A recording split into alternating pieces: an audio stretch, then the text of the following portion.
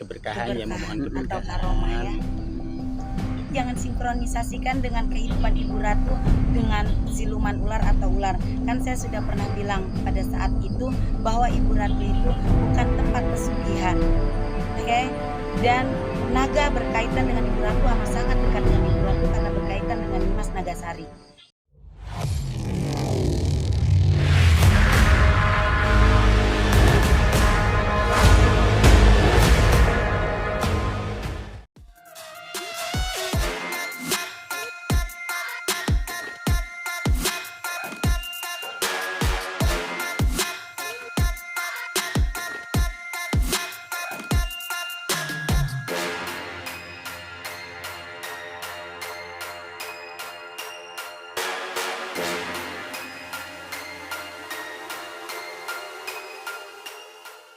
Assalamualaikum warahmatullahi wabarakatuh. Sekarang kita berada di loji.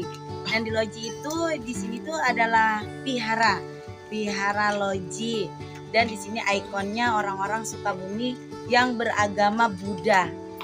Dan insya Allah di atas juga lengkap, ada semuanya ada di sana, kayak ada Semar, Eyang Semar, Kang Prabu Siliwangi, terus itu Maim, Ibu Ratu Pantai Selatan, Buddha bahagia ya. Thank you. Oke.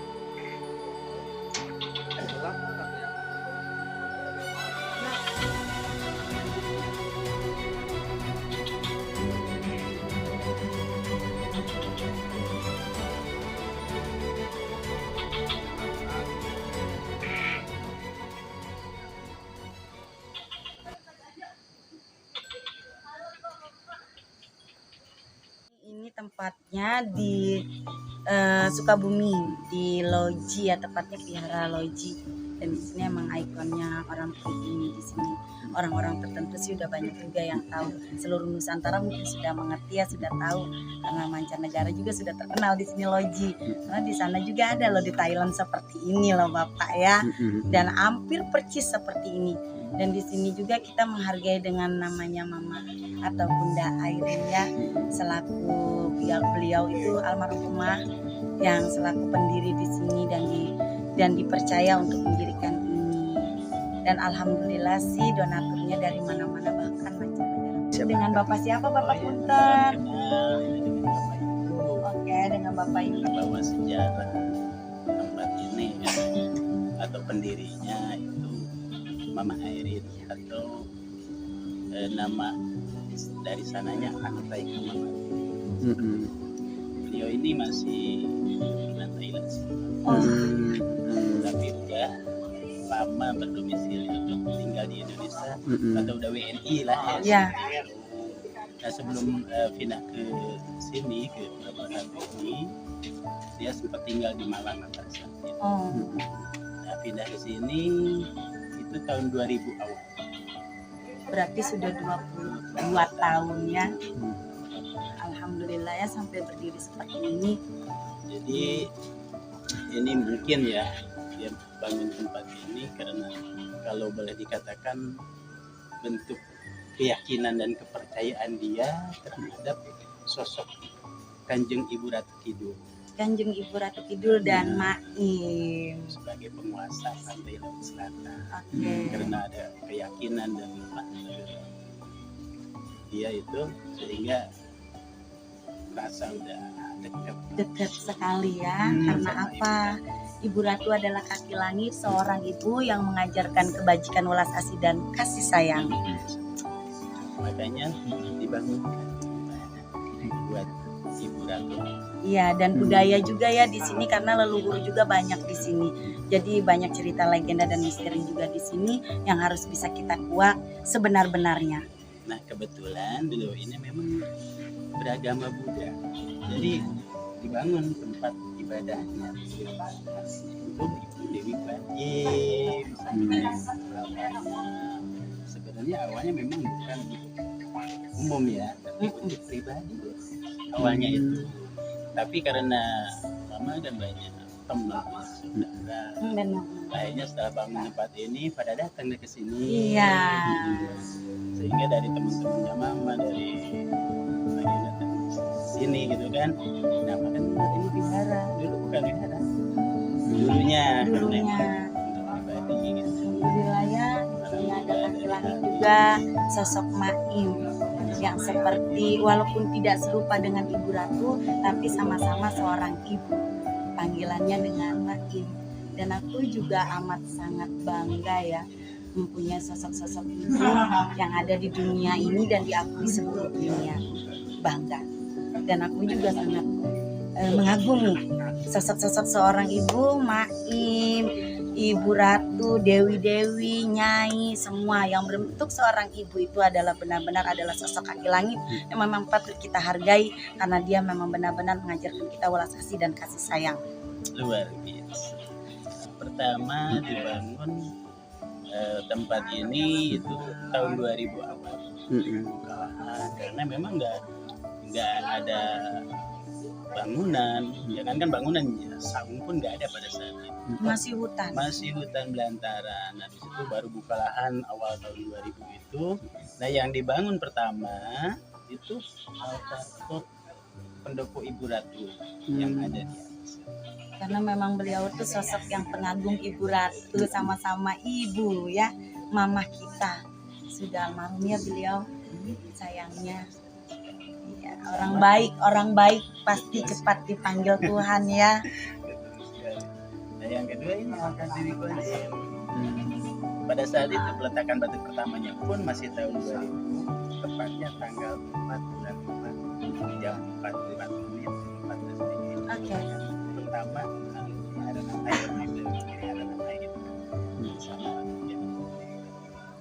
Nah, diresmikannya masih tahun yang sama, tanggal 8 Agustus masih tahun 2000. Dari batu pertama didirikan dan ditanam itu 444. Sedangkan di bahasa Chinese angka 4 sei itu adalah mati.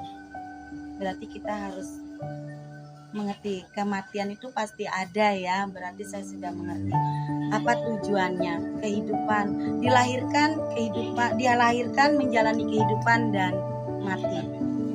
Oke. Karena dasarnya adalah kematian C. Tapi dari dilahirkan menjalani kehidupan, bahagia atau tidak bahagianya seseorang itu adalah nasibnya sendiri yang akan merubah, bukan orang lain tapi diri sendiri. Kembali lagi pada kematian. Saya mau tanya dengan satu hal, di sana kan ada sumur naga ya, ataupun bokor naga, dan aku sering sekali di situ cuci kaki atau cuci muka, katanya untuk membersihkan aura dan untuk kalau kita kayak penat, kesel, jenuh, bosan, dengan air suci di situ itu katanya bisa menghilangkan rasa itu. Apakah benar Bapak? Jadi di sini kebetulan kan untuk keberkahan juga kan? Alhamdulillah. Ada beberapa tempat ibarat sembahyang. Ya kebetulan yang di sebelah sana itu ada tempat sembahyang Dewa Naga. Jadi ada Dewa Naga laut, Hayu. Sama Dewa Naga langit di sana. Nah di situ emang ada kolam sih ya. Iya. Itu mungkin dipercaya orang itu membawa keberkahan. Amin. Bagi umatnya atau bagi orang yang menurut keyakinan itu sesuai kepercayaan. ajaran dan Amin, keyakinan Allah, masing-masing, ya. tapi ya tidak ada paksaan atau gimana gitu. Pertama Ibrahim di sini sembahyang Dewa Naga.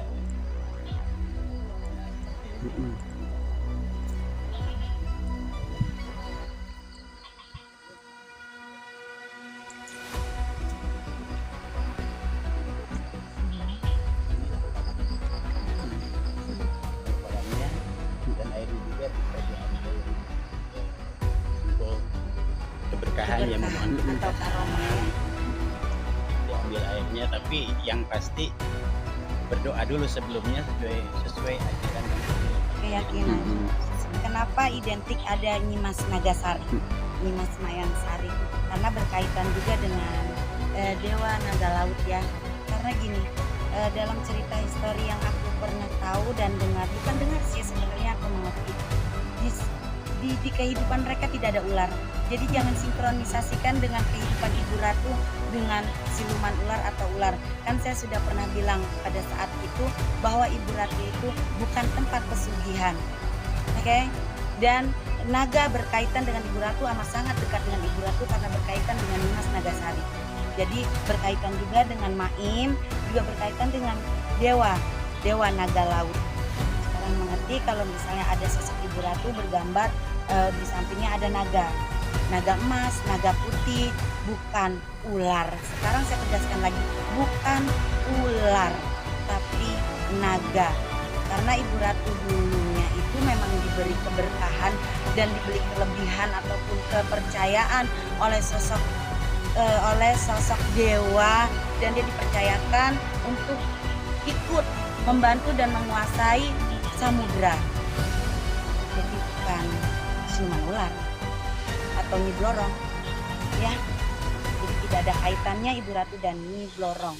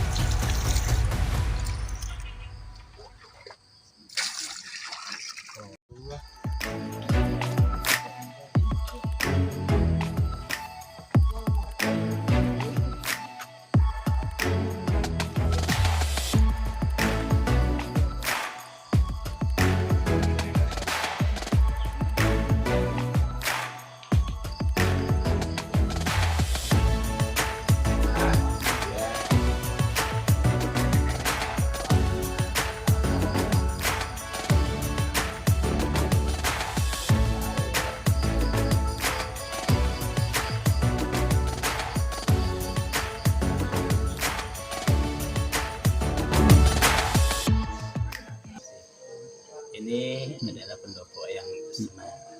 Sebagaimana kita ketahui, yang Semar ini sosok istilahnya leluhur ya.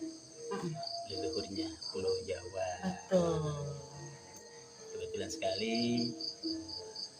Mama Airin sangat-sangat menghormati. Amin ya Allah ya Rabbal alamin. Terutama leluhur Pulau Jawa, karena beliau ini memang tinggal di Pulau Jawa gitu. Benar. Makanya jangan sampai lupa leluhur Pulau Jawa ini siapa. Dan disitulah ada rasa Empati yang tertinggi ya. Empati yang benar-benar luar biasa dalam hati, dalam batinnya Mama itu, sehingga ya, bikinlah tempat seperti ini. Iya luar biasa ya, sampai hafal loh satu persatu. Ya kan, Semar itu kan identik juga dengan dewa bahagia ya, karena dia selalu tersenyum, sama aja menebarkannya kebajikannya dan ulas asih. Dia itu paling bijaksana di masanya. Dan alhamdulillah ini sih leluhur kita ya sebenar-benarnya. Alhamdulillah lengkap. Oke Bapak, setelah dari sini kita ke tempat Prabu Siliwangi. Ya, ke tempat yang Assalamualaikum warahmatullahi wabarakatuh. Assalamualaikum warahmatullahi wabarakatuh.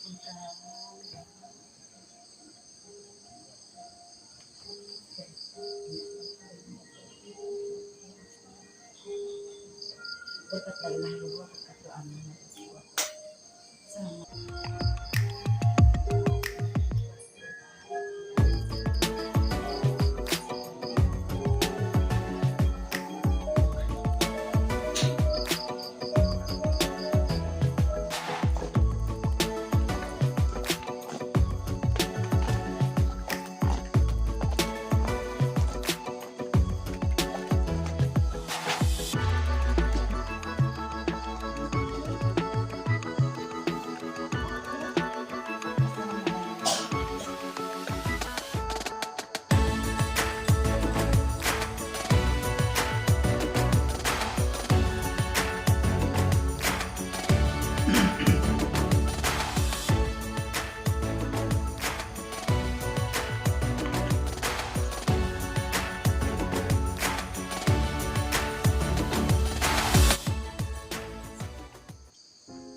Ini namanya pendopo yang Prabu Siliwangi. Di dalamnya ini ada simbolnya identik ya, yang namanya Prabu itu dikaitkan dengan identiknya itu sosok macan ya, juga sebagai simbol atau bentuk Kekuatan wibawa dan karisma. dan mengakhiri mendirikan pendopo ini untuk rasa Empati juga sama ya. dengan dia punya karisma dan wibawa ya, serta gagah, dan tapi kan tetap membela kebenaran ya. Alhamdulillah pada zamannya. Pada sebenarnya ini kan Pasundan juga. Pas Jawa Barat ya, dengerin. Dan tadi Jawa, Pulau Jawa keseluruhan.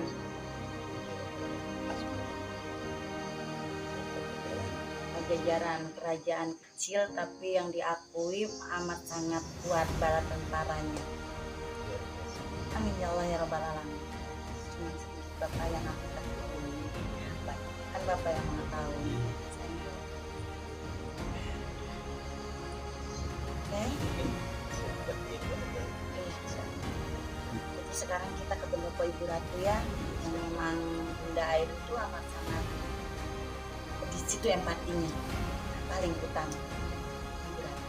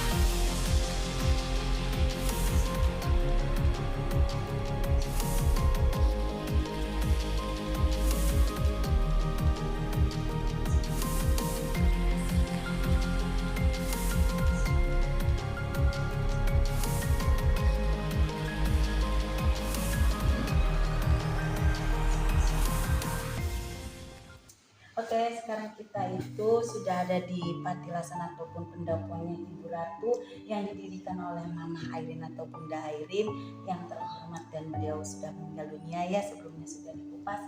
Dan di sini banyak sekali simbol-simbolnya, bahkan di situ juga ada Bapak Soekarno ya.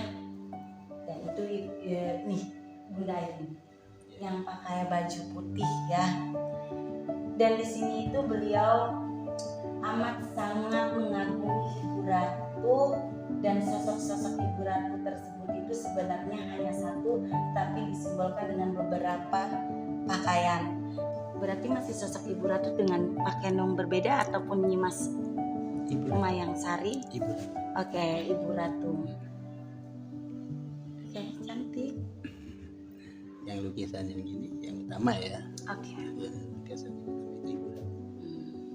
Mama Airin disertainya juga sama Ibu Ratu. Ibu Ratu dengan juga. pakaian yang Dan berbeda. tadi kan udah bilangnya Ibu Ratu dengan pakaian yang berbeda tetapi sosok yang sama. Kita kupas tuntas dengan masalah yang ada ya, kayak simbol-simbol tersebut. Kura-kura di bangsa Chinese ataupun Thailand identik dengan keberuntungan dan hoki, karena kura-kura juga bisa jadi tunggangan para dewa. Oke. Dewa laut juga ada pernah menunggang kura-kura, dan dia sosok, maksudnya seekor kura-kura itu bisa menjadi sosok yang benar-benar bisa kayak membantu ataupun bisa untuk kayak menolong dikala urgent, jadi keberuntungan. Dan sosok kijang, di sini ada sosok kijang menyimbolkan kekuatan, harga diri, dan kepercayaan. Oke, kekuatan, harga diri, dan kepercayaan. Karena sosok tanduk kijang tersebut itu adalah sosok yang benar-benar kekuatannya itu lebih dari apapun. Walaupun di rimba ada macan, tetapi sosok seperti ini tuh bisa menjadi tolak bala, tolak ukur, bahkan tolak dari segala-gala ukuran yang ada yang berukuran di muka bumi tersebut. Jadi rasnya atau rasinya itu dikategorikan atau disimbolkan dengan tanduk kijang emas. Karena tanduk kijang emas itu dahsyat dan kekuatannya melebihi dari macan.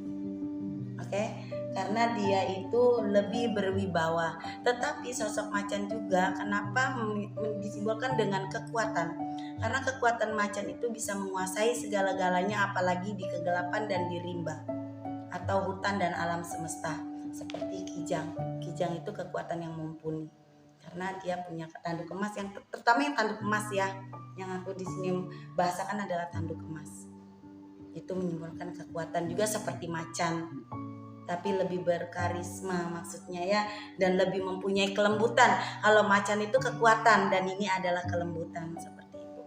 Dan kalau elang itu disimbolkan dengan kedikjayaan. Elang itu adanya jarang di darat, tetapi di dahan pohon ataupun di atas udara. Karena elang itu adalah burung yang terbesar dan sama saja disimbolkan dengan Garuda. Maaf punten, apakah benar ya Bapak ya? Enggak salah ya. Dan Garuda adalah lambang untuk negara kita ya, bahwa menyimbolkan lambang kekuatan yang menyimbolkan bahwa langit itu ada lagi langit, walaupun tinggi tetap ada lagi langit. Jadi jangan terlalu merasa kita punya sifat langit karena kaki kita menginjak bumi. Oke? Dan itu lambangnya adalah negara kita sendiri. Sedangkan kuda, di situ ada simbol kuda hitam dan putih. Kuda hitam dan putih adalah kebaikan dan kesalahan, kebenaran dan kebohongan. Hitam dan putih identik dengan salah benar, baik dan salah, dan menyimbolkan kekuatan dari keduanya, baik salah, benar salah, atau baik buruk. Oke? Dan di sini simbolnya terlalu lengkap dan bahkan amat sangat lengkap disimbolkan oleh Ibu Airin. Mungkin beliau kalau misalnya beliau masih hidup ya mungkin bisa menjelaskan, tapi sayangnya beliau sudah tidak ada. Kita akan mendoakan dia agar diterima di sisi Allah Subhanahu wa taala dan ditempatkan di sisi Allah yang terbaik dan di surganya Allah. Karena terlalu empati aku dengan dirinya ya.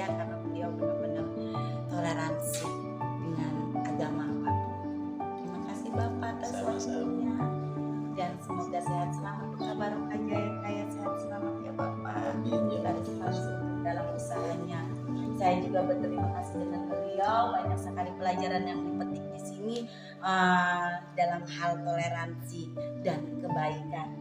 Bunda Airin, assalamualaikum warahmatullahi wabarakatuh. Sayang Heo. Oke, assalamualaikum warahmatullahi wabarakatuh. Terima kasih. Di sini saya sudah mengupas semuanya bersama bapaknya. Dan ingat, segala sesuatu halnya itu adalah karena Allah. Segala-galanya kita serahkan kepada Allah Subhanahu wa Ta'ala. Karena segala-galanya itu